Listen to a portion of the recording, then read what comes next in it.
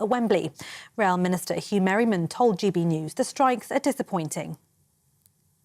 We have been able to facilitate an offer which has been put to the union leaders.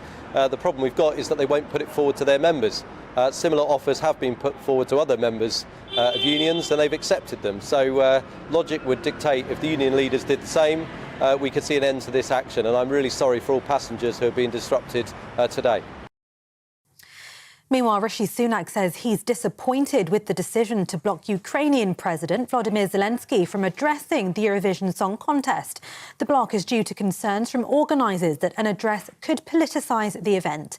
The Ukrainian president wanted to urge the global audience to continue supporting his country against Russia's invasion. The European Broadcasting Union says it's against the rules. Labour leader Sir Keir Starmer has insisted his party takes allegations of sexual harassment extremely seriously. It follows reports an internal investigation into one case of groping claims took 3 years to complete. In a separate case, a Labour MP has reported one of her party colleagues to the police for alleged sexual assault. Sir Keir Starmer has urged anyone within the party with concerns to come forward.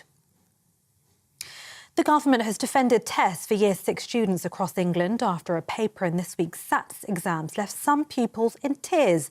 Hundreds of parents and teachers have complained online that one exam taken on Wednesday was too difficult for 10 and 11-year-olds. However, today the Department for Education said the tests are designed to be challenging. One head teacher at a primary school in Cheshire has written to her local MP expressing concern about the negative impact of the exams on the mental health and well-being of her pupils. And finally, 2 new official portraits of King Charles alongside his heirs have been released. His Majesty is pictured alongside the Prince of Wales and Prince George in Buckingham Palace's throne room on the day of the coronation. Another picture shows both the King and the Queen with their pages of honour and ladies-in-waiting. TV, online, DAB+ radio and on TuneIn. This is GB News. Now it's over to headliners.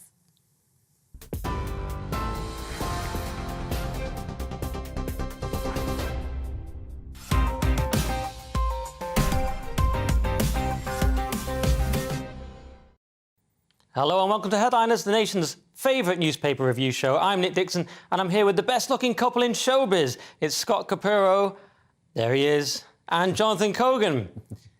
Now, if I didn't know better, Jonathan, I'd say you were just in the building and you got a last-minute gig and put on a waistcoat you found in the building. If I didn't know better. Look, I was rummaging. I found Simon Evans' waistcoat. I'm becoming more well-read as the evening goes on. It is rather something special. I look Simon forward to Evans. I look forward to the obscure literary references. And yeah, you like rummaging. Spot the dog. But Scott, you actually look great in everything. I think you could do the same, and you just rummage through a waste bin and you'd still look good. Well, it's just Paul Smith. I mean, anyone can wear it, really. It's whether or not you look good in it. That's the point, I think. OK, fashion tips already. All right, well, should we crack on and do the papers or something? May as well have a quick look at them. Let's have a look at tomorrow's front pages. That's what the show's about. So the Telegraph has India to demand return of colonial treasures. We'll be doing that in a sec. The Guardian, expect Blair-style reforms on steroids, says Starmer. Sounds bad, but I'm neutral. The Times, PM's focus on science is hot air, says Dyson. See what they've done there. The Daily Mail, now 200 firms say axe tourist tax. Pretty self-explanatory. The Mirror, Phil fights for job. That's Philip Schofield. And finally, the Daily Star, thou shalt have more rumpy-pumpy. And that's about the Pope and the birth rates in Italy. Let's get into it.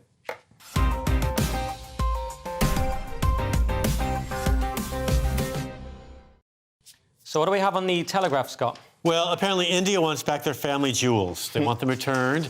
They've been stolen, and the British government, you know, it didn't really steal. Some of them were given as part of a deal. You know, when there was transitions in the Indian government, they handed over some jewels to the British because the British had facilitated democracy there. And one of those jewels landed in the lap of the Queen and resides there. It wasn't used during the coronation, it usually is. It's a very famous 105-carat diamond. It's called the Koh-i-Noor diamond. I'm mispronouncing that, I'm sure. And they want that one back, too. They want a lot of stuff back. They want statues, they want art that's held in the British Museum. The problem is that museums have signed a law in the UK saying that their treasures are theirs, and they will not loan them out or give them back to anyone. Which is good. So they're going to have to redo the constitution to get these jewels back to India and other countries that are seeking reparations. Never surrender. Yeah. I mean, look, yeah, it says they're targeting our crown jewels, Jonathan. A bit Daily Star, isn't it, rather than Telegraph? And it says it dwarfs Greece's attempt to reclaim the Elgin marble. So it's like a weird competition. Who can get most stuff back off Britain? We're growing up in the worst era. Why weren't we alive during the conquering and pillaging era? Now we're in the apology era. Well, history is full of pillaging, right? I mean, all these sort of artifacts sort of come from different states over time, been captured, won in wars, stolen. Who really owns anything, right? I mean, I don't just say that because we own all of it right now, but who can lay claim to such priceless artifacts? Surely they belong to the public in museums, perhaps. You could argue. And you don't own a dress shirt. Maybe you can get one of those from Canada. The thing is, the problem is too that thankfully this diamond was given to Queen Victoria, because where would it be now? It'd be on the mantelpiece in Japan, probably. I mean, Britain, whatever the reputation is for stealing and pillaging and rummaging, they do look after this stuff once they have it. They keep it nicely polished and on display for the public. It doesn't go into a private collector's vault. That's the thing, yeah. Right, the public can come vaguely near it. There's a rope there. It's a good system. A friend of mine used to work for the Tate said that they enjoyed when something was stolen from the Tate or was lost, because the insurance meant they could buy some new art, and they knew that Turner was going to wind up again in a mantelpiece, probably in China, where they probably be seeing it in a meeting in a year anyway. So to them, losing or having stuff stolen was a benefit. It meant they could replace it with nicer things. Maybe Indians should go and dig for some bigger diamonds. Like when I lost my laptop and got a better one. Exactly. Yeah. Or you lost your shirt on the bus today and wound up in that T-shirt. Stuff like that. Simon Evans. Simon's going to be raging at home, Jonathan. Have a crack at The Guardian for us, Jonathan. OK, well, we've got some hard-hitting politics here. So The Guardian are leading with, expect Blair-style reforms on steroids, says Starmer. So Starmer has basically announced that the Labour Party, in this time of crisis, has to go further than Tony Blair's New Labour reforms. He's saying that they really need to go into the centre, move more centrally after sort of Labour's, Corbyn era. The Corbyn incident. The Corbyn incident, is that what they call it? That's what I call it. Yeah, the Corbyn incident. I forgot it happened already. Yeah. It seems a long time ago. It does seem a long time ago. We won. No, I don't know. So basically, he's laid out his plans, laid out his policy. He's going to announce this all in a speech, and basically they're saying we need to get back to it and become a sensible centrist party once more. And of course the lefties are annoyed. They're annoyed. The left of the party, they ditched the tuition fees promise, the nationalising utilities. But Starmer really is going for it. It's like clause 4 on steroids, he's saying. So he said in 1997 there was a crumbling public realm. In 1964, you had the economy was overly dependent on the kindness of strangers. And in 1945, we had to build a new Britain in a volatile world. And he's saying that 2024 is all of these together, mega challenge. And is he the man to do it, Scott? I think it's a bit oversold, actually. I don't think that the kind of whatever crisis we're in now that people invent has anything to do with the end of the war. That was something sort of different. I think post-COVID, I guess. Yeah. Well, the NHS is troubled, but it just needs a couple of slaps across the face, the NHS, to clean up their act a little bit. I think there needs to be a bit of tidying more than rebuilding, right? You see it as, really, because a lot of people see it as like cost of living, strikes, which actually Labour want to make easier, which we'll talk about later, but, lots of things going wrong in the country, immigration, illegal immigration. The train strikes, I saw the head of the train strike, that guy who's on TV all the time. Lynch. Yeah, say today, we're really angry. It's like, is this really about your anger? Is that what this is about? It's about his book tour coming out. You think it's a psychological issue? Yeah, a little bit. I think they're paid pretty well. But do you, Scott, just lastly on this, do you have confidence that Starmer can fix any of this? It's hard to say. When I see him talk, he's like that animated figure on The Simpsons. It's just a mouth and then a weird kind of opaque. There's nothing there. Yeah. That actually strangely got my vote because I bloody love The Simpsons. Yeah, you look like a Simpsons character, famously. All right, well, we've nailed that. Let's have a look at the eyes, Scott. Eat my vest. See my vest. Well, apparently, thou shalt have more rumpy-pumpy. The Pope in Italy. We're doing the eye, sorry, we're doing the eye. Oh, I'm sorry. Did I skip Sorry ahead? to interrupt you. We're doing Sunak. You wanted to get to the Rumpy Right. Pumpy story. I did. I want to get right to that. I want to move right into that. Your Italian roots. And Sunak, talk about boring. He wants to.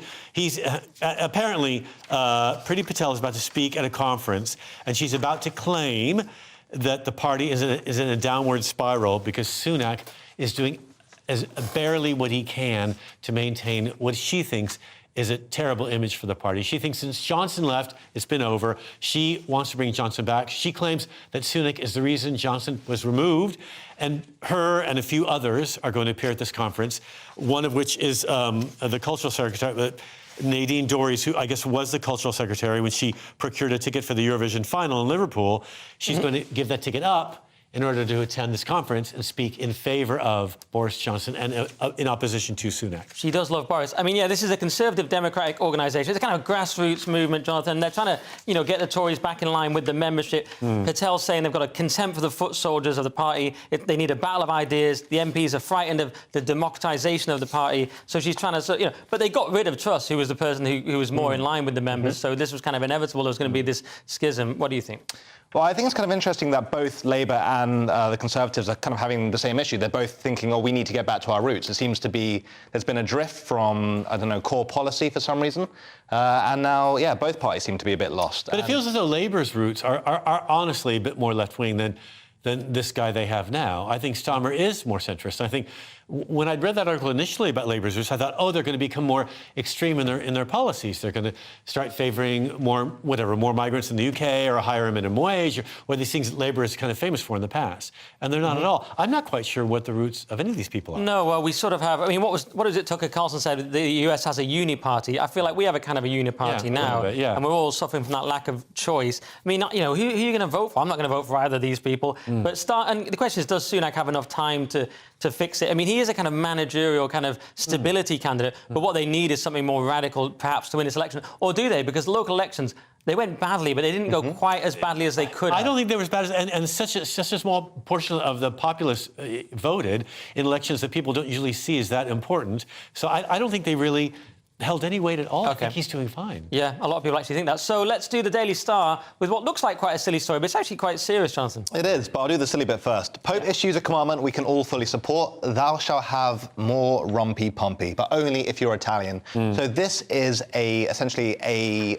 drive from the Pope for Italians to have more unprotected sex so they can have children. And if there's one thing that we know the Pope hates, it's wearing condoms. So basically, he wants more kids because there's a population decline in Italy, and there seems to be that across, quite a lot of the world, if I'm not mistaken. Yeah.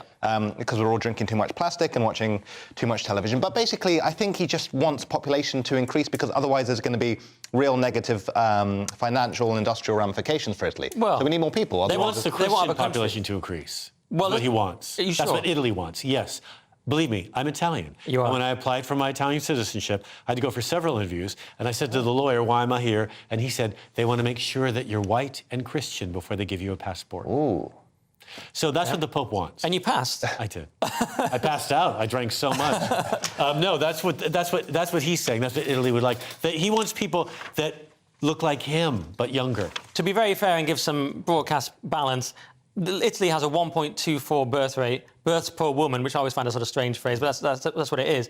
And the Pope has said that it's due to selfish, egotistical choices. If we're being a bit more fair... Having pets and whatnot. Right. Yeah. If we're being a bit more fair, it's like there's climate fear, there's cost of living, there's a sort of the collapse of marriage, general lack of hope. People are not... And the fact that when a country gets to a certain level of economic development, this is just what happens. As you said, South Korea, Japan, but there's also a problem in Italy with old-school bigotry where women can't crawl the corporate ladder. And they're thinking, why should I have a kid when if I have a kid that's going to make it even worse for me? I can barely survive on my own anyway. Also, minority people in Italy are really shunted. They're not employed properly, they're not paid properly, and they're treated like garbage. In urban areas in Italy, it's disgusting. So these people need to be lifted in the economy as well.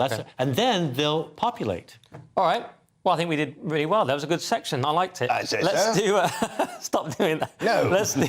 So let's go to the break. That's it for part one. But coming up, immigration, Eurovision and lab-grown meat. And that's all the same story. See you in 2 minutes. It's all about family, being in people's living rooms, all the interaction and getting to know who our viewers and listeners are. When I was young, my dad used to say, Nana, stop arguing. I wanted an outlet that would enable me to give my opinion.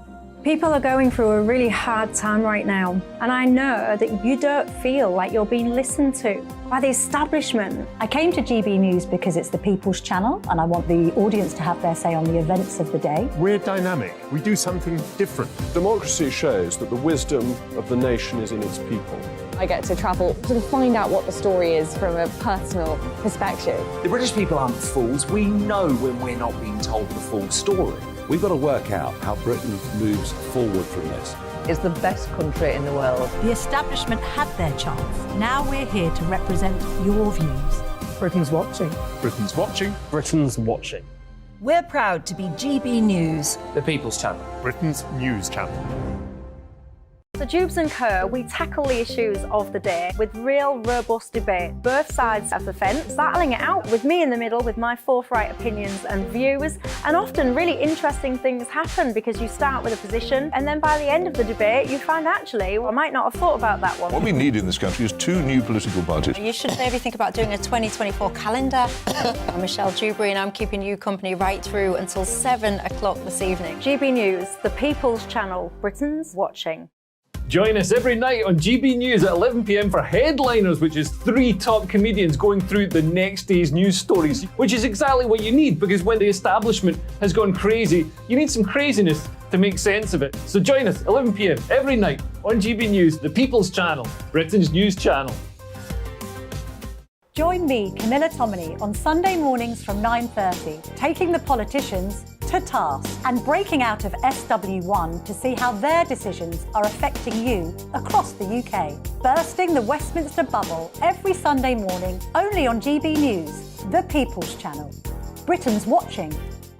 I'm Andrew Doyle. Join me at 7 o'clock every Sunday night for Free Speech Nation, the show where I tackle the week's biggest stories in politics and current affairs with the help of my 2 comedian panellists and a variety of special guests. Free Speech Nation, Sunday nights from 7 on GB News, the People's Channel, Britain's news channel. I'm Mark White. As GB News Home and Security Editor, I cover those key issues that are so important to you. Our authorities, our communities doing all they can to combat violent crime. With the public services under unbearable strain, why are we still failing to control our borders? Defence, the first priority of any government, has been continually hollowed out. Can we trust our politicians to protect the armed forces? Join me, Mark White, on GB News.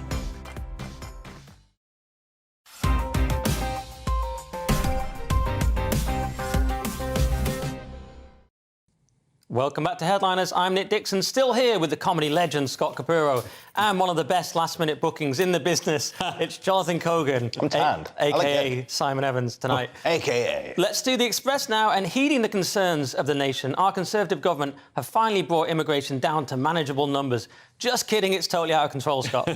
I'm not so sure it's a concern of the nation, but it's a concern of the government because there's a promise they made was to bring it down. In 2022, the previous record was 504,000 migrants were brought into the country, but then 560,000 UK residents emigrated that year. So actually, the population decreased in that regard. This year, however, it's an estimate, though. It could hit 997,000, almost a million, obviously, net migration. Yeah. It's a prediction, though, and currently the country's at 13.8% foreign-born, and that may increase because a lot of the migrants coming in, they think, will be people from the Ukraine, as well as NHS staff that they're hiring and bringing in from other countries, which is all good, I think. Not necessarily a bad thing. It will boost the economy, they think, but also it will bring down potentially wages for people that work in middle and lower middle class sorts of jobs. Mm-hmm. So there's that. Yeah, people are obviously concerned about immigration. It's social cohesion, pressure on services, housing crisis, the fact that, as Scott said, the Tories promised to do something about it. They are the Conservative Party, and yet it just keeps going up and up more and more. What's happening? What's happening? I think it's just a very unfocused policy. There doesn't seem to be a way for the government to essentially put into action what their plan is. Like, I'm not even saying my opinion on this, I need to work it out, but if you keep letting people in, that completely goes against trying to lower it and control it. So essentially they just need to take a hard stance, at least decide what their goals are and stick with them. I didn't really say anything there. No, that's because you're in a sort of cool rock band and you don't want to say too much about immigration, so you have to leave it to me to say it. I'm a first-generation immigrant. Are you? Yeah. OK, so you're not sure. Get out. Yeah, do you belong here? It's Yeah. an open question. Yeah. I mean, Scott's passed his test. He's allowed in various countries. I'm not allowed in Italy, though. They don't want me in Sicily. OK, well, Richard Tice, I spoke to the other day on my podcast, he has a good... he has a thing, net zero immigration, just get it to zero. You know, a certain amount go out, a same amount come in. That seems like a reasonable idea. It's quite a good catch. Well, again, they tried to do that last year in 2022, and they mastered it, yeah. OK. Well, let's move on anyway and do the eye. And Zelensky's Eurovision entry has run into trouble, I hear, Jonathan. Oh, do you reckon the whole thing was him just trying to get onto a song? He could do that bit with, do you remember the piano when he's got his trousers down, he's hitting with his schlong, and I could say that. I've looked it up. It's fine for Ofcom. So basically, Zelensky's big. You've been witnessing schlong all day, haven't you? Yeah. So basically, he wanted to do a speech. Oh, yeah, sorry, I'm going to read the title. Eurovision 2023, BBC insiders frustrated at nonsensical ban of Zelensky speech. So BBC insiders are frustrated at the European Broadcasting Union's decision to bar Ukraine President Volodymyr Zelensky from addressing Eurovision. So basically, he was going to do a speech where he tried to rally people to keep donating and focusing on the war in Ukraine, but now that has now been banned by the organisers of the Eurovision Song Contest because they have a policy which is, part of their guidelines are there can't be any political messaging within the show. But now that's interesting because a lot of their songs actually do have political messaging in. For example, Ukraine's entry recently was about the war, and then also France had a political song about wanting to raise the age of consent, lower it, to 12. So basically there's a lot of political messaging going on, and there seems to be a bit of hypocrisy there. Yeah, I got slightly put off there because I realised you look like a teenage magician. But but it was an interesting point. Yeah, Heart of Steel was a political song. The rule seemed to be, Scott, as long as it's in the form of song. But it would be a bit off, wouldn't it, if you've had all your sort of nice songs, one step at a time. That was about 1992. Yeah, you have to go, and then suddenly Zelensky comes on saying, "Send us more nukes," or whatever. Or not nukes, but missiles. That'd be a bit weird. I think he's a bit of a Debbie Downer, and they just want to bring the mood down, right? They want all the frivolity and none of the politics. It's in a way, it's fair enough, although it's such a desperate situation going on. The fact that the Eurovision is in Liverpool is weird anyway, because Britain didn't win last year. It's only the winner gets it, right? Yeah. So it should be, where it's not, and that's why they're going to bring him on. And so it seems unfair in a way to not let him do his thing. It would be a nice, maybe, addition, and it might set a different sort of tone. Definitely a different tone. I mean, something a bit more contextual. What if they put like a Vocaloid on it, so they like auto-tuned it, his message? Well, maybe put him in a sleeveless T-shirt and let him do some push-ups. I don't know. Maybe sing people, something. Maybe if he put his message in the song, that would have been better. That's what he should do. That is the perfect solution. Yeah, the only part that's a little inconsistent is they did suspend Russia. So they do political things. Are Russia in it this year? I don't think so. That would be surprising if they just put them back in this year. Yeah, they're doing well. Stick them back in. In fact, EBU, the European Broadcasting Union, also suspended 3 networks in Russia. So they don't even show the show in most of Russia anyway. Right. All right. Well, let's move on and do the Telegraph. And Labour find new ways to help people avoid work. Scott. Well, policies have leaked. You know how that is. I hate that. And it's like my Edinburgh show. Everyone was doing it before I even arrived. Labour will give people the legal right to work from home despite growing fears that Britain's low productivity is undermining the economic recovery.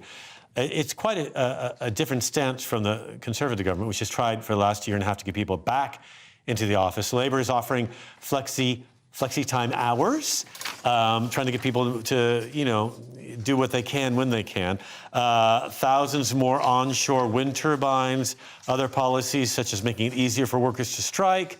They're going to close loopholes in fox hunting, and they're going to investigate the Battle of Orgreave, which I don't really know much about, but apparently was a very important moment in the clash during Thatcher's era. Yeah. And it remains, as some people feel, unexamined. Yeah. It was a big deal. But I pity the fool that has to read the 86-page policy handbook. I mean, the fact that they're bringing back fox hunting back, can we leave it, guys? Just leave it, really. This was most of the 90s, and most of my life was spent talking about fox hunting. There's a lot of foxes humping in the park in front of my house. They're fine. Ian Botham says it's better to have fox hunting, and I believe him personally. He was a great cricketer. I mean, this is absolutely ridiculous. And also, Jonathan, making it easier for workers to strike. Who looks at the country and says, you know what we need?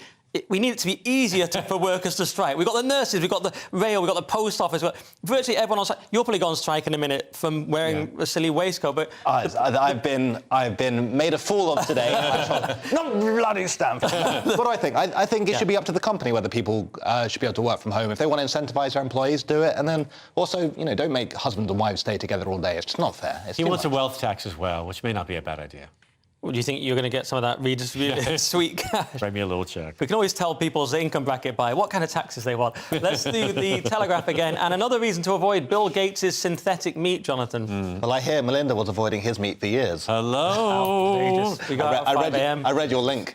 Okay, the headline is, in the Telegraph, lab-grown meat up to 25 times more costly for environment than beef. So if you didn't know, cultivated meat is grown using animal cells, eliminating the need for rearing and slaughtering animals. Now, the government has said that it could reduce emissions from meat production, particularly methane from livestock, which accounts for around 6% of global emissions. So basically, the government has said, we're going to, mess around with your food, and we're going to say it's going to be much, much better for the environment. Yet it turns out it's several orders of magnitude worse, which is a real classic government move, in my opinion. Just don't ever listen to the government when it comes to food. Eat steak, lift weights. Exactly. You sound like the YouTube channels I watch. I mean, but yeah, I mean, it's like electric cars, isn't it, Scott? I mean, it's meant to be better. Oh, lo and behold, turns out to be way worse. I miss the old days when I first came to the UK in 1985 as a student, and I was living in Birmingham, and I went to Oxford to see a friend. We went to a local market to get some food, and there were sheep hanging from their hooves with blood dripping out of their mouths. I was from California. I'd never seen anything like that before. It was horrifying. And then we bought some, and it was the best, best meat I'd ever had. It's got to be fresh, it's got to be bludgeoned, it's got to be bleeding on your doorstep. That's the best way. And that's the slogan of GB News, coincidentally, so we're absolutely on brand. Kill a pig, it's like cotton candy, it's delicious. Kill a pig, it's like cotton candy. Scott Capurro, ladies and gentlemen. Let's have a look at the Saturday's Telegraph once again, actually, and this story I'm sure won't get any of us in trouble in any way. No, and I'm going to handle this really well, I'm sure. White British children could be a minority in schools within 40 years. They're talking mostly about London and Birmingham, urban areas, the two largest, most populous cities in England, and those cities themselves are minority white, and of course the student body will reflect that at some point in the future. Again, this is a prediction. We're not quite sure, but this is what they're saying. I don't see the problem with any of this. It wouldn't be bad to have some people that wouldn't mind working. My husband manages a comedy club, and in the last 2 years, almost the entire staff now are white English people, and they mock his accent and don't take his orders seriously. Well, the problem some people have is that, like, I mean, there was a very strange article about this from Andrew Sullivan where he was quoting some friends of his, and they said, oh, it's great, we get to go around London and we don't hear a single English accent. I'm like, why is that a positive that you don't hear an English accent in the capital of England? It's a bit weird. You only want that in a massage parlour. You don't want them to know. The thing is, when people say English accent, they mean if they're foreigners especially, they mean what they've heard in a film or on a TV show. So that's somebody posh, like Nick, or working class, like this. Comprehensive school, grew up in the north, from nothing. There's a variance of English accents that may include someone who lives in Whitechapel that may not look what people imagine an English person to look like if they're foreign. And it might sound urban or it might sound colloquial, but that's an English accent as well. In fact, I think that sort of response about wanting to hear an English accent, it does sound, in my ear, slightly bigoted. Well, this is a real thing that is happening there. And I believe this comes from Paul Morland's interview. I actually listened to this. It seems to be the same thing. It was with the Telegraph off script. The main part of the interview was actually that we need a pro-natal approach. It was birth rates again, because he was saying that immigration won't actually, whatever you think of it, it won't even fix the economic problem. No. It's temporary. You're taking them from places which also have low birth rates, and the immigrants get old, etc. Yeah. So we actually need higher birth rates. Pro-natal approach is the only thing that would work, what the Pope's saying. But what do you think to this, Jonathan? I mean, like, you probably... Well, I think there's sort of been a real, maybe energetic shift to the idea of having kids as being kind of, gross and people don't want it. And in like the comedy clubs and stuff, everyone's like, no, I don't even want kids. It's like, well, maybe not. I don't know. I don't know what the answer is. What's the answer? Should we all have kids? Should we have kids right now? Should we do it? Should I just go home and do it? I don't know. Yeah. Sorry, I'm hoping you were. I thought that's why you had that waistcoat on. You hoping to seduce someone. I think the thing about having children too, you have to make the idea of it more economically appealing to young people who are so terrified about their economic future, right? Because they're being told the last 5 years that they have no economic future. So why would they invest in themselves as parents? That seems crazy to them. I mean, the environmental narrative as well. It's like, well, do you want to bring children into a world that's about to be, destroyed? Well, it's true. Norwegians and Swedish people that live in London are moving back to Norway and Sweden crazy, as destabilizing their economies can be because it's so expensive, because they can't afford the childcare in London. You have to, if you're going to have kids, you've got to afford them. And these are Nordic people, they're rich. Yeah, I've always said, let's get rid of these Norwegians coming over here, making our country clean and wealthy, or whatever it is they do. Hurdying our gurdies. All right, that's it for part 2, but coming up, Twitter have a new CEO, the teacher banned for not using pronouns, and Macron goes full cult leader. See you after the break.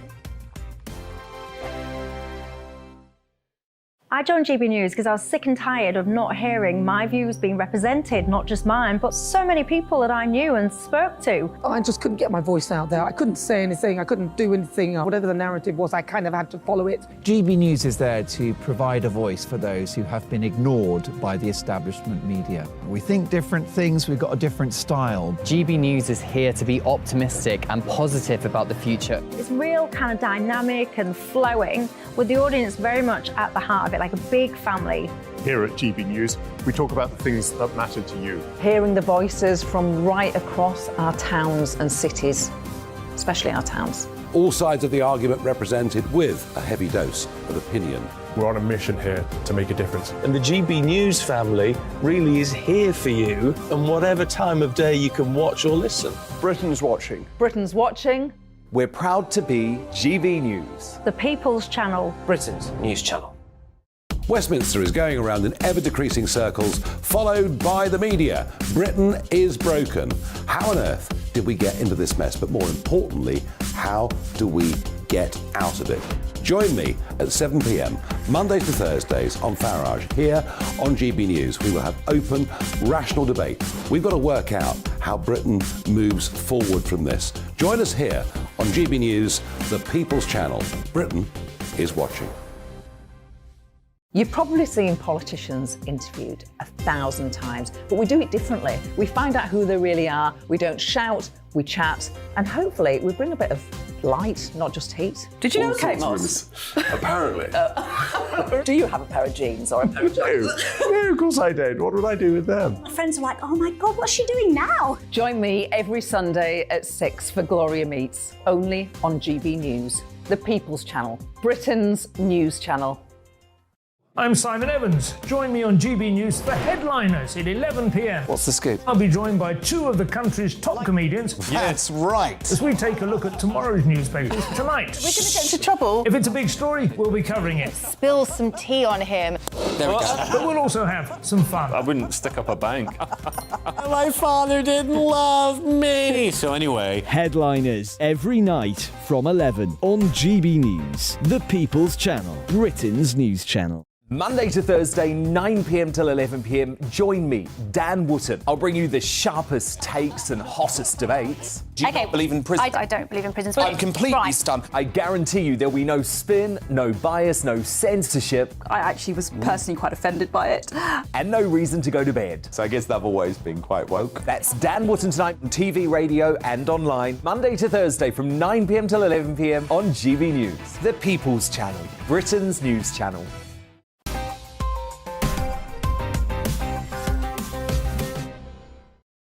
Welcome back to Headliners, and let's get back into it. The Mirror and Elon Musk has hired a new CEO, but it hasn't gone down that well on Twitter, which is kind of a problem when you're the new CEO of Twitter, Jonathan.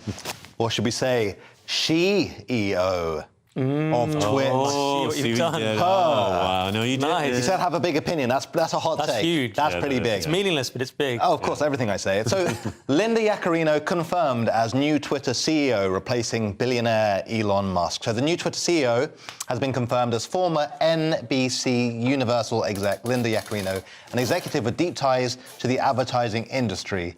So basically, this new CEO is going to be focusing primarily on the business and revenue marketing side of things, whereas Elon is going to continue to focus on all the development and the technology and all the interesting stuff. Now, I think that's pretty good. And totally based memes. 42069 every day. That's a good meme. But yeah, so basically, she seems like quite a good, a very accomplished businesswoman.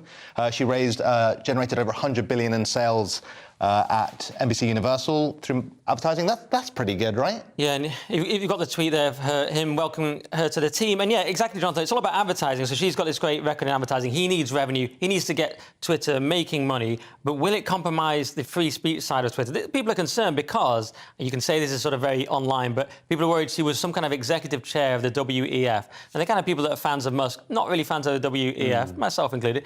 And there was a video of her saying, mask up or pack up. So she's a bit like on the COVID narrative. So the question is, can you have someone who's like, oh, I'm all corporate, brand responsibility, woke brands, and have Elon's free speech Twitter at the same time? What do you think? The problem is Elon never wanted to be CEO of anything. He didn't want to run Tesla in that way. He didn't want to run this. He wants to be creative. He wants to be at home. He wants to be cuddly. He wants to be making jokes. He wants to be thinking new ideas, which is what he should be doing. She's a corporate woke cog. And he hired her because she says she generated all that wealth. Although the TV shows do it, the actors do it, the executive producers think they do it, and they never do. We'll see what she comes up with. But she's going to go. She probably went to him in a meeting and said, look, Hollywood has their concerns, and we're on this side of the spectrum. You're on that side. Hopefully, speaking of masking, he'll keep her muzzled so she can just actually do the job, which is to make it an open platform. But with a Hollywood exec, I have very minor hopes that that's going to happen. I mean, same. I mean, I'm concerned. I mean, he's made bad decisions before on this stuff, Jonathan. Like, he said that Yoel Roth was good. Yoel Roth turned out to be terrible and, like, just totally woke and, you know, doing all that stuff that came out in the Twitter files. Isn't she one of those people that's going to say, you're not diverse because you're a white male over 50? That's exactly the kind of thing I could hear her saying. Yeah. And it kind of, I'm hoping it's not a John Scully at Apple moment. Remember when the Pepsi guy came in and then pushed Steve Jobs out of his own company? This is my worry. Because Musk, yeah, he's an engineer. He wants to be doing that and not CEO. But we also need him to win the free speech battle, Jonathan. Well, presumably she will, you know, stick to his guidelines, and he's in charge. It's his company. If he That's what Jobs thought about Scully. Yeah.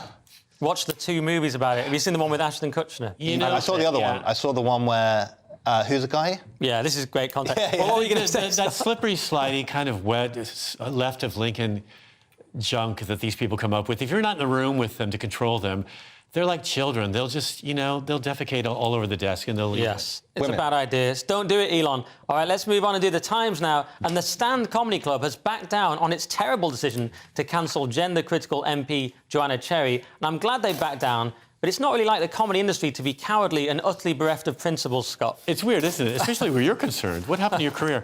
Joanna Cherry is an MP from Scotland, and she knows the guy who runs the club, The Stand. He's an MP as well.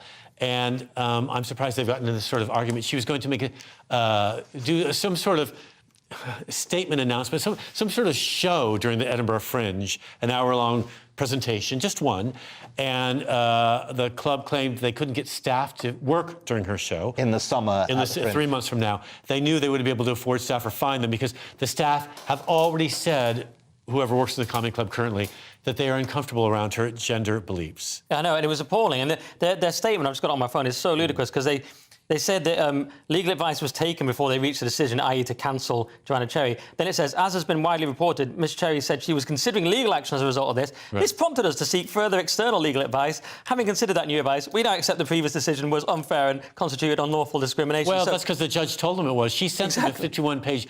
Her and her lawyer team, which are quite ferocious apparently, sent a 51-page opinion to the judge. He said, yeah, they're right. This is not... what you're doing is wrong. Yeah, because the comedy world's clueless. They're just clowns. Like, oh, yeah, we'll just get rid of someone. It's like, no, there's such a thing as a law. But since when does the staff... This is that thing like Jerry said that happened last time. The staff, the crew at the Pleasance Theatre felt uncomfortable about his show, so they pulled 2 of his 3 nights. It's like...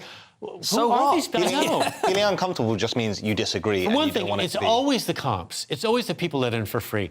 If you charge the staff, maybe they'll behave a little bit better. The audience likes it. And anyway, anyone who would go to see her, she's quite well known in Scotland. She'd probably sell it out. And they want to hear what she has to say, so let them hear it. Yeah, well, it's 2 things coming together, Jonathan. It's the treatment of gender-critical women in general in society with the sort of radical trans movement. And then it's the just patheticness of the comedy industry coming together. That's my take. What do you think? Well, I think it's just people who you could argue are ideologically possessed and they don't want to have any opinions voiced that go against theirs. Now, I think there should be a whole range of opinions, you know, voiced. And if you don't agree with something, either go see it and challenge it or just don't see it. I don't think... I mean, this is pure cancel culture, isn't it? It's just... Like, it sounds like a cliche, it sounds hack, but, like, that is literally the whole just thing cancel sounds culture. like the same old misogyny to me. How dare this woman have an opinion that disagrees with ours? Yeah, there's a bit of that as well. All right. On a second thought. No. Joking. Let's do the Telegraph now. And Macron is demanding portraits be hung of him across the country. He's stealing my moves again, Jonathan. Oh, yeah, there's a portrait of you in the toilet that looks judgingly at me every time. Thank you. Yeah. It's nice, isn't it? Yeah, it's pretty good. There's a hole cut out where your mouth used to be, though. That's strange. Just in the middle of the wall. Yeah. Repeat. So, right, the headline here is Emmanuel Macron compared to a cult leader over mandatory portrait law. So what's basically happened is Macron has finally had a good picture taken of him, and now he wants it in every town hall. Great Photoshop. He got a great guy. He looks much better in that than he does in every other picture. And I say this as a plus-size man wearing somebody else's waistcoat. With big hair. Yeah, with big, it's so fluffy. I wasn't meant to be on TV today. So basically... didn't want to say. Yeah. So Macron's... he's proposed this law for his portrait to be hung in every town hall, but hard left lawmakers have urged mayors to take them down. Basically, this seems to be quite a tone-deaf move at this time because there's a lot of chaos in France at the moment, a lot of discontent. I'm amazed he's still there. I mean, he's always been vain and vaguely authoritarian, so it kind of suits him. I mean, that was my impression. Then I read the article, and it says he struggled to shake off accusations of arrogance and pompousness. Yes. Yeah. The only funny thing he said... That was, is it a troll? Yeah, maybe. The only thing he said that was pretty funny, like someone was saying, oh, you're wearing a €1,600 suit, and he said the best way to afford a suit is work. And that is quite a funny put down, but also he's not a great Well, guy. his popularity rating is way down, around 25%. It's around that retirement age thing, because the French just have too much planned after the age of 62. They couldn't bear it to work. Busy. Yeah, busy, or however you say that in French. I can't do the accent or the language because I have a future. But having said that, they want his painted portrait hung in any town with a population over 1,500 people. Sorry, would these be painted fresh or would it be a copy? They would. I don't know. That one is a lot more extra than the other. The thing is, you can't tell the French what to do. That's why that marriage equality thing didn't work in France, because it's not that they're homophobic. It's just the French don't want to be told what to do by the government. They had this thing where they don't like that. They protested against it about 180 years ago, and they're still in it. So that would have happened if France eventually, but it was forced down their throats, so to speak. And this is the same thing. It'll be ignored. It's not important. Yeah, it's not. It's a non-story. OK, let's do the Express. And a teacher is potentially facing a lifelong ban from teaching after refusing to use an 8-year-old's pronouns. Now, maybe she could get a job as a clown, because I hear we've officially entered clown world, Scott. Well, we've talked about this story on this show many times. The teacher was let go from her position because the staff members were instructed to refer to the student at the school by using male pronouns. It was born a girl, and a male name, and the child was granted access to boys' toilets and dressing rooms. But the teacher, who's a Christian, why this article mentions that, I'm not quite sure, she repeatedly warned of the potential harm to the child's welfare, and then she raised further safeguarding alarms when she, with the school's governors, when she had scientific evidence suggesting that encouraging young children to socially transition poses a significant risk to the health and welfare, and she was eventually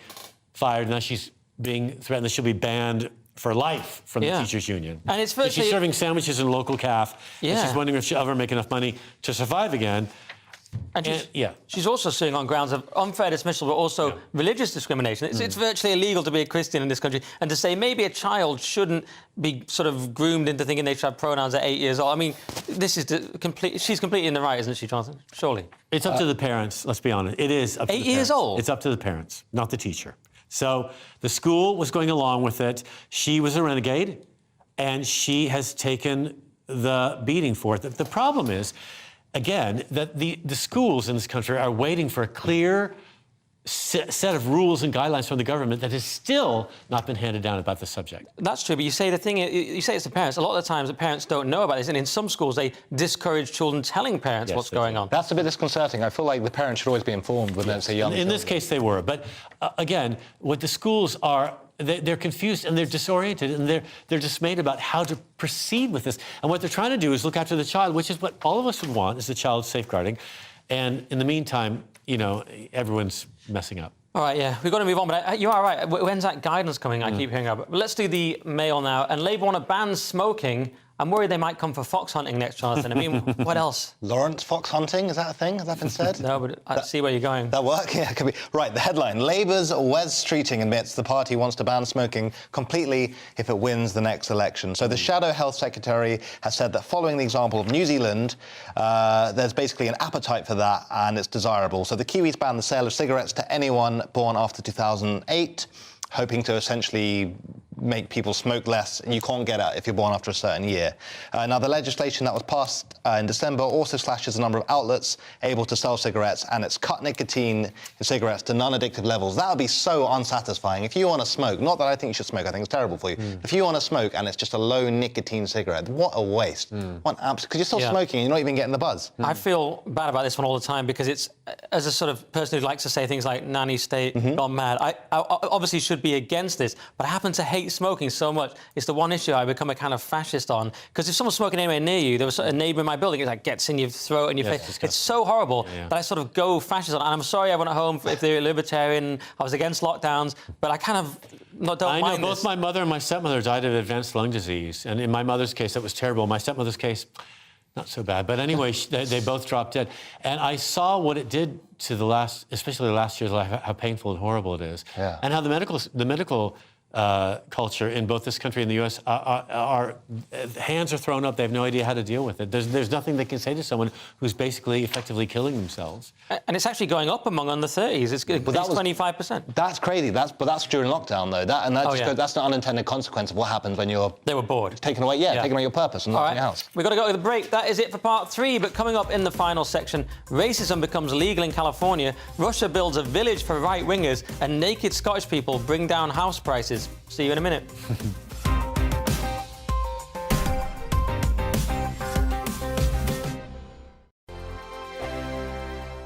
Monday to Thursday nights on GB News. At 6, it's Dubes & Co.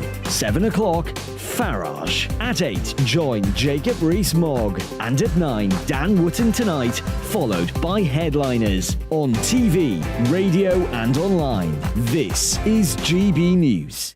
First and foremost, I am a GB News fan, and I was before I was working here. Just love the fact that we're asking the questions that a lot of establishment media won't ask. With a bit of a twist, we not only want to inform you, but we want to keep you entertained. It's worth the drive because you get in and the team's all ready and waiting, they're itching to go, and it's a proper little family. GB News is the People's Channel. It's the audience that makes the programme sing. We're giving our viewers and our listeners a voice. I see the thousands of your letters, tweets, emails, you name it, coming in. Britain is broken.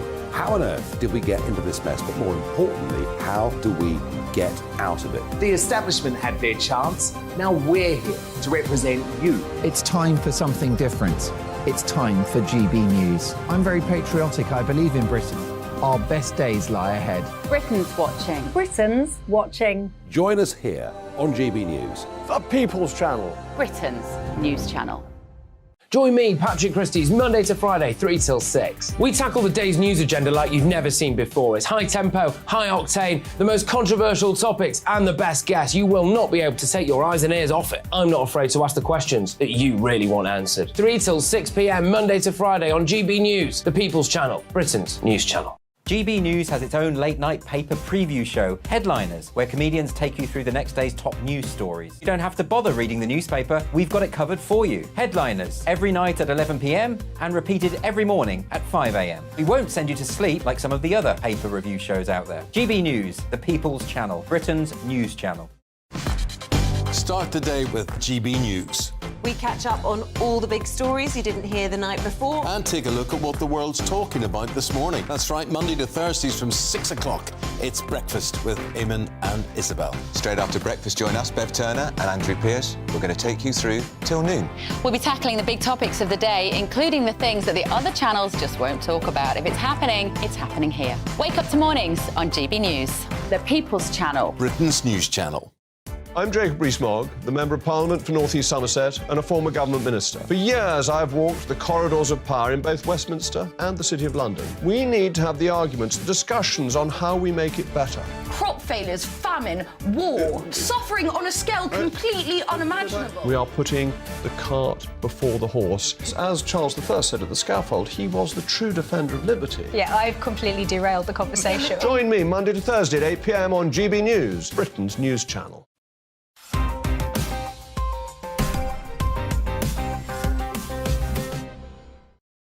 Welcome back to the final part of Headliners. Let's kick off with the Mail now. And California want to legalise racism. Sounds totes progressive, Scott. Yeah, California Reparations Task Force now wants to legalise racial discrimination. Apparently, the state faces a $22.5 billion deficit. And yet, Gavin Newsom has asked a special committee to look at what California can do to repair the relationship with the African-American community in that state. And a special panel came forward and made suggestions that will cost around $800 billion. They immediately want $500 million in checks written to people immediately if they can trace their heritage back to having lived in the state before 1900 or to having relatives who served as slaves. So these reparations go to people who've been directly affected by those policies. Yeah. And also,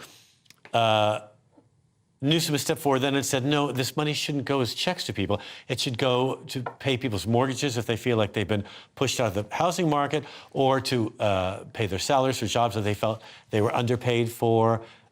We should get, it should be part of the active economy and not just thrown at people. It's not going to repair anything. So that struggle is going on right now. But the committee has made other suggestions, such as repealing Proposition 209, which is a proposition passed in the state of California in 1996, ending affirmative action in employment and in universities. But doesn't this kind of like woke idea, isn't it kind of illiberal, regressive stuff? Doesn't it create resentment as well? This goes beyond woke. This goes beyond a slap on the wrist. This is a community saying we have been horribly treated by social and a political system that basically murdered us, and we want reparations in cash. Now, the thing is, my family had a slave population on their farm in West Virginia before the Civil War. My grandmother talks about it a lot, and she said, that we treated them well and all that horrible garbage people say. And in a way, I think it's terrible we can't read the future. Because if my family had known that the people that worked on their farm would be worth $5 million, $50 million, or whatever, that much money, they would have treated them nicely. One problem, though, Scott, is, or let's go to Jonathan, but the one problem is, if you give preferential treatment to certain races, then other races inevitably get left out. Like the thing of keeping Asian people out of universities, because you have to hit certain quotas of certain races. Then lo and behold, you have to start demoting other quotas. The Asian and the Latin American communities are coming forward on the back of this in California, asking for reparations as well. Okay, what do you think, Jonathan? Well, I'm hoping that the Germans are going to give us all a Mercedes to my people. One for. Nice. What are your people? The Hebes. Oh, right. Yeah. Let's end on that. Should we apologise for the light-hearted? Yeah, you can say that. That's all right. Okay. Let's move on and do the mail. Sorry, guys, we've got to move on and do the mail. And Russia are building a special village for right-wing Westerners, more ideologically aligned with Putin. Are you booking the flights, or am I, John? I'm technically not allowed to fly anymore. I punched a steward because I wasn't allowed to vape. Right. That does sound like you. I was in first class, yeah. Did they take your desk shirt away from you? Is that what happened? Yeah. They took your bow tie away. Outrageous. Where's my Mercedes? OK, anyway, so Russia to build a village for Putin-loving Westerners sick of 70 genders to emigrate to. So Russia is planning to build a village near Moscow for conservative Westerners, more ideologically aligned with Vladimir Putin, in a bid to get them to emigrate. So this is essentially a move to get lots of families who are sick of the Western, I suppose, wokeness would be the word to use, who want to move to Russia. So they're thinking of starting building a village. So, I mean, obviously, this is going to take quite a while. Whether or not this is going to come to anything, who knows? But apparently, 200 families have already set to come from America and Canada to Russia. And now these are quite religious, apparently Catholic people, so I guess they have more conservative values. Yeah, I don't think it's going to work. It's kind of a myth that Russia's this traditional paradise, but there is something seductive to certain people about Putin's kind of rhetoric, because we're in this woke West, and he does sort of say, hey, look, they've got 70 genders, it's all going mad. And some people go, well, hang on, he's actually talking sense. Well, just don't watch CNN. Right, then they build a village, Scott, and you have to go and move. I mean, the Catholics are in for a surprise, too. So the Orthodox Church in Russia is Catholicism on acid. They're really going to be tired from all the work they have to do to catch up, because they've been very naughty if they're just normal Catholics. The Russian Orthodox Church is really severe. Well, there's a myth that Russia will be the only remaining Christian country in the world, which is quite terrifying. It does sound a bit of a mad idea. Ireland? Let's do the mail. And New York City has passed a law banning discrimination against fat people. I mean, are we allowed to enjoy anything anymore, Scott? Well, it's a small island. There's only so much space. So, bounce them out. Yeah, makes sense. Apparently, if you're fat, you still get a job. But then you show up at work on time, that's hard to say, yeah. Who do they think they are? No, but one of the local politicians said, I found out during the pandemic, when I put on 40 pounds, that later I was treated differently. Well, yes, that's because, no one recognizes you. You're treated 40 pounds differently, basically. Yeah, you are. Not much. That's like 3 stone, right? Whatever it is. It's a lot. Yeah, something like that. Yeah. But it does say you can't discriminate in this law on a basis of a person's height or weight. Now, height is fair enough because it's an immutable characteristic, unless you get that horrifight. And they break your legs. Yeah, that leg-breaking operation that's horrendous. Yeah. But Gain weight, 5 inches, though. Yeah, I'm thinking about it. But weight... And in your legs as well. Weight's not in the same category, is it, Jonathan? I mean, this is silly, isn't it? No, I guess weight is something that can fluctuate due to exercise and diet and stuff. Can it really? Or just put the chocolate cake down? OK, well, let's quickly do one more story. Let's do the Times, and a brilliant new way to bring down the cost of housing. Naked Scottish neighbours, Jonathan. Yeah, Naked Scottish Neighbours sounds like a good remake of the Australian hit show. So too close to nature, house prices take a dive near nudist beaches. So properties near nudist beaches, popular with naturists, dropped in value by a third compared with others nearby, the survey has found. So a survey has found that if you have property that essentially leads onto a nudist beach or is near a nudist beach, it's going to be worth less than later down, up the beach where people wear trunks. My idea is bring this into London, import naked Scottish people, get the house prices down. I mean, what's wrong with that idea, Scott? I like the idea. They're half naked anyway. They don't wear any undies, right? Under the kilts. Their togas. Yeah. So they're halfway there already. Yeah. Would you consider moving to Scotland near a nudist beach? I like the idea of nudists, but the beach part scares me a little bit. All the needles. Yeah. All right. Well, this has been a fun show. Thanks for both for coming and wearing similar clothes, both from Simon My Evans. pleasure. And it's been a good show. And we'll get on with the papers now. So let's have another quick look at Saturday's front pages. So the Telegraph has India to demand return of colonial treasures. The Guardian goes with expect Blair-style reforms on steroids, says Starmer. That's about his clause floor plan. The Times, PM's focus on science's hot air, says Dyson. The Mail, now 200 firms say axe tourist tax. The Mirror, Phil fights for job, which is Philip Schofield. And finally, the Daily Star, thou shalt have more rumpy pumpy, which we talked about in the show. So that's all we have time for. Thanks to Scott and Jonathan. I'm off for a week, so I don't particularly care who's on tomorrow. But make sure you tune in at 11, or if you're watching at 5, then stay tuned for breakfast. But for now, good night, good morning, and God bless.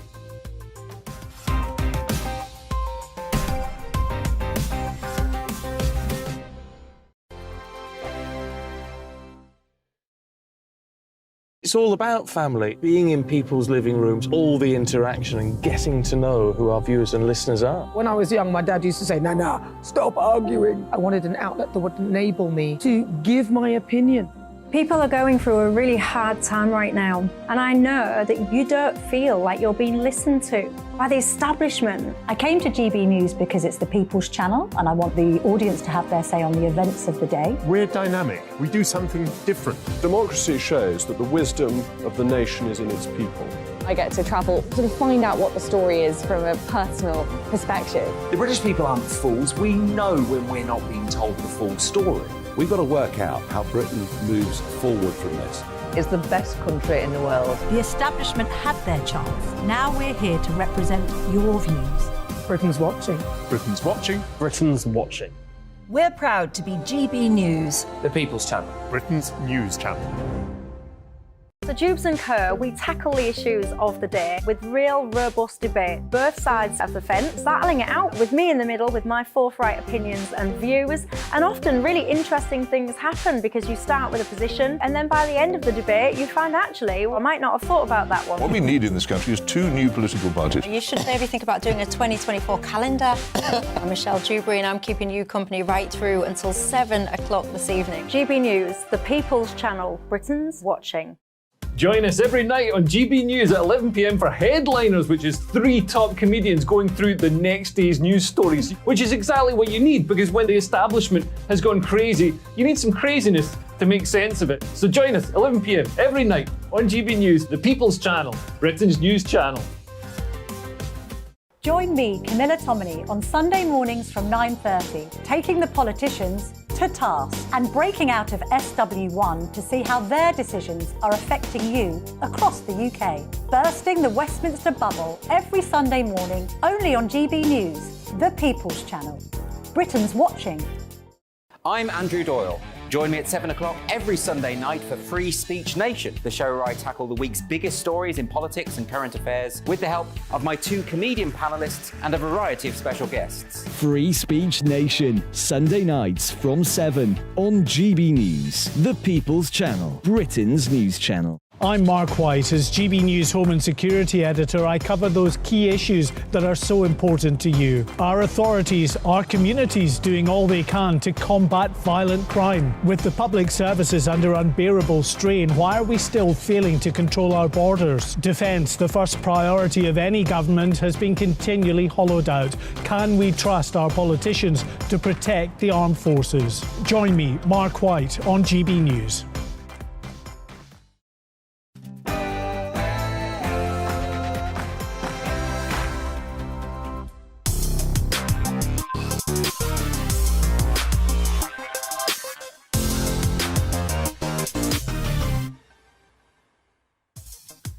Good evening, team. It is 7 o'clock and I'm Lawrence Fox. Coming up on the show, net migration could be toppling an eye-watering 1 million this year. Well done for taking back control of our borders, you Brexit chaps. Then, is racialism the new communism? I think it is. I've invited Bushra Sheikh and Narinder Kaur, your favourite, onto the panel to discuss identity politics without fear or favour. We've got to have these conversations. We can't shy away from the discussion. It needs to be had for the benefit of all mankind. And finally, and most importantly, I want to hear from you. Send your views my way, GBViews at gbnews.uk. That's all coming up after headlines with Tatiana Sanchez.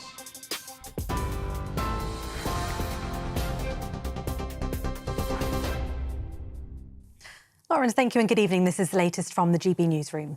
Passengers have faced widespread disruption today due to the latest round of train strikes. Members of the ASLEF union are walking out at more than a dozen train operators in a long-running dispute over pay.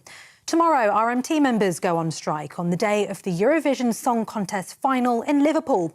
Further strikes by the union will be held on the 31st of May and June 3rd.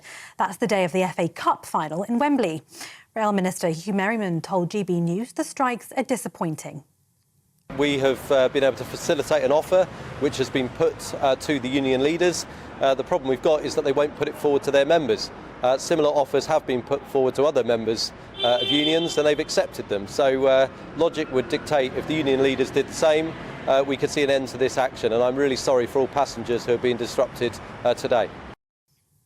Meanwhile, Rishi Sunak says he's disappointed with the decision to block Ukrainian President Volodymyr Zelensky from addressing the Eurovision Song Contest. The block is due to concerns from organisers that an address could politicise the event. The Ukrainian president wanted to urge the global audience to continue supporting his country against Russia's invasion. The European Broadcasting Union says it's against the rules. Labour leader Sir Keir Starmer has insisted his party takes allegations of sexual harassment extremely seriously. It follows reports an internal investigation into one case of groping claims took 3 years to complete. In a separate case, a Labour MP has reported one of her party colleagues to the police for alleged sexual assault. Sir Keir Starmer is urging anyone within the party with concerns to come forward.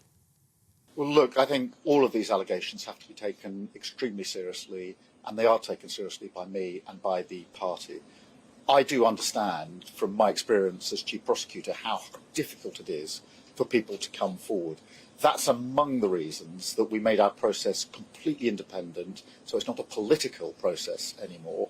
But what I would say is that I encourage anybody to come forward and to feel that they're supported through that independent process.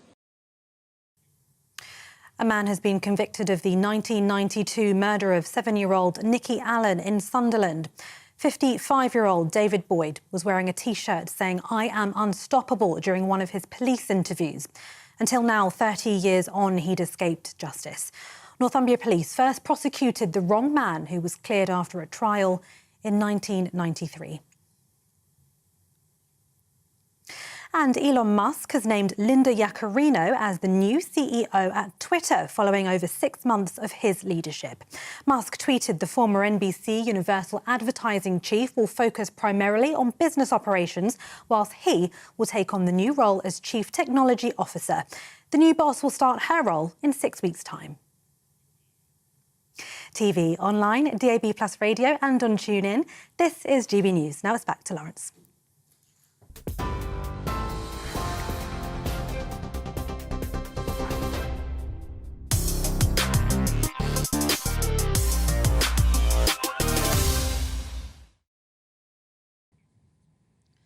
Many moons ago, before the world went into full Bozo the Clown mode, we were mostly in agreement that the kind and caring Labour Party existed to fight for the rights of the working man and woman, whilst the greedy and uncaring Conservative Party existed to lounge around bathing in calves' milk, quaffing flutes of Paul Roger as the poor starved to death.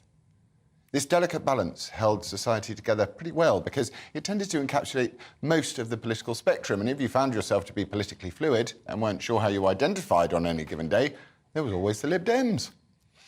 But our friends in the real communism hasn't been tried yet crew are nothing if not resilient in their desire to immiserate the entirety of mankind. And one day they came up with a cunning plan. What if they schemed to themselves, instead of harping on about socio-economic and class divides, which are real and debilitating societal problems, what if we create a new grievance hierarchy based solely around skin colour? We can stick the terribly white people at the top and the terribly black people at the bottom. Then, wherever you go, you'll be able to tell how oppressed someone is just by looking at them. They all patted themselves on the back and returned to their favourite task of dismantling civilization as we know it. There were a few snagging issues, though, to this cunning plan. One being where to put someone like Oprah Winfrey or Meghan Markle or Lewis Hamilton on the list. Privileged black people who have, through hard work in some cases and narcissistic gaslighting in others, won the lottery of life. Where do they fit on this giant grievance hierarchy compared to, say, a supremely white privileged working class kid from Rotherham who will never go to university and whose life opportunities are now bleaker than ever owing to the fact that boring old things like social mobility have given way to the power of melanin? Are Meghan and Lewis and Oprah still oppressed, even though they are million and billionaires? Yes, comes a resounding reply. You have the mystical white privilege, you see, and if you don't see it, then guess what? All together now, you're a racist. This cunning plan took Britain quite by surprise. Britain being a mostly tolerant, accommodating, rather polite place, frequently ranking as one of the loveliest countries to live in on Earth. Just last week, we got a clean bill of anti-racist health from the World Values Study. Well done us.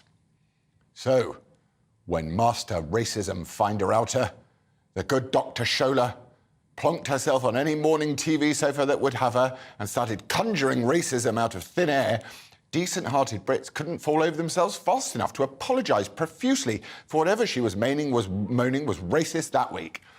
Then they dutifully proceeded to queue up round the block for unconscious bias training, looking deeply into their hearts to see if they were actually racist, but hadn't spotted it yet.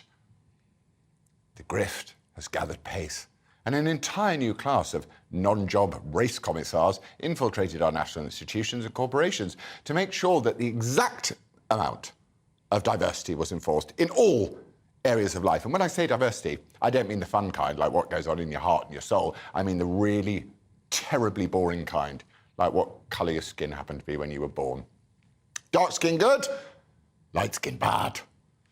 And just like that, the entire meritocratic system upon which society had previously depended vanished and was replaced with racialism. It's exactly the same as communism or socialism, it just uses skin colour to get to the utopia instead. Yes, the illusion of capitalism remains, but what dominates is the power and the control. Where a black woman can sit smugly on a chair overlooking the parish during the coronation, spouting racist drivel about how terribly white the balcony was, to mostly nodding, fawning fools. Terribly white. What an appalling thing to say. She won't be sanctioned in any way. There will be no apologies forthcoming. The BBC Nodathon will go, absolutely. But here's an idea. Try swapping the word black for white and see how you get on with some of their terminology. How's your black privilege coming along? You're just full of black fragility and bored of your black tears. You know what I mean? Get the drift? Racism. So, right, where do we go from here? The ever-simmering resentment at this subjugation of one part of the population to another. What about black people who don't want to play ball with this racist claptrap? Jim Crow in reverse ridiculousness foisted upon everybody by middle-class white liberal saviours. Well, there is some good news. As always, with our friends on the left, they overreach and have left a rather large loophole in their inconsistent ideology that we, our suppressors, can all hop through. It's called identity politics, and you can identify how the hell you like. Could be a woman if I wanted.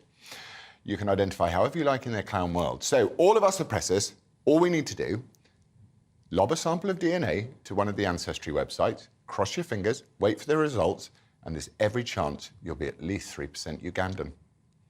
Buy yourself something a bit tribal. Change your name to Ngozi. Bob's your uncle. We could put an end to this divisive rubbish in a minute. Or we could flip open a Bible, go to Acts 17, verse 26, and remind ourselves of the truth. And he hath made of one blood all nations of men. Right, you're watching and listening to GB News. Coming up, I will be speaking with Bushra Sheikh and Narinder Kaur about race and identity politics. I have a feeling it could get quite heated, possibly. But next, Ben Habib, former MEP for London and Mayor of the Reform Party, member of the Reform Party, not Mayor Ben yet, is talking about the staggering migration figures. Why can't we stop the boats? Back in 3. It's all about family, being in people's living rooms, all the interaction and getting to know who our viewers and listeners are. When I was young, my dad used to say, Nana, stop arguing. I wanted an outlet that would enable me to give my opinion. People are going through a really hard time right now, and I know that you don't feel like you're being listened to by the establishment. I came to GB News because it's the People's Channel, and I want the audience to have their say on the events of the day. We're dynamic. We do something different. Democracy shows that the wisdom of the nation is in its people. I get to travel to find out what the story is from a personal perspective. The British people aren't fools. We know when we're not being told the full story. We've got to work out how Britain moves forward from this. It's the best country in the world. The establishment had their chance. Now we're here to represent your views. Britain's watching. Britain's watching. Britain's watching. We're proud to be GB News. The People's Channel. Britain's news channel. So Dubes and Co, we tackle the issues of the day with real, robust debate, both sides of the fence, battling it out with me in the middle with my forthright opinions and views. And often really interesting things happen because you start with a position and then by the end of the debate you find actually, well, I might not have thought about that one. What we need in this country is 2 new political parties. You should maybe think about doing a 2024 calendar. I'm Michelle Dewberry and I'm keeping you company right through until 7 o'clock this evening. GB News, the People's Channel, Britain's watching. Join us every night on GB News at 11 p.m. for Headliners, which is 3 top comedians going through the next day's news stories, which is exactly what you need because when the establishment has gone crazy, you need some craziness to make sense of it. So join us 11 p.m. every night on GB News, the People's Channel, Britain's news channel. Join me, Camilla Tominey, on Sunday mornings from 9:30, taking the politicians to task and breaking out of SW1 to see how their decisions are affecting you across the UK. Bursting the Westminster bubble every Sunday morning, only on GB News, the People's Channel. Britain's watching. I'm Andrew Doyle. Join me at 7 o'clock every Sunday night for Free Speech Nation, the show where I tackle the week's biggest stories in politics and current affairs with the help of my 2 comedian panellists and a variety of special guests. Free Speech Nation, Sunday nights from 7 on GB News, the People's Channel, Britain's news channel. I'm Mark White. As GB News Home and Security Editor, I cover those key issues that are so important to you. Our authorities, our communities doing all they can to combat violent crime. With the public services under unbearable strain, why are we still failing to control our borders? Defence, the first priority of any government, has been continually hollowed out. Can we trust our politicians to protect the armed forces? Join me, Mark White, on GB News.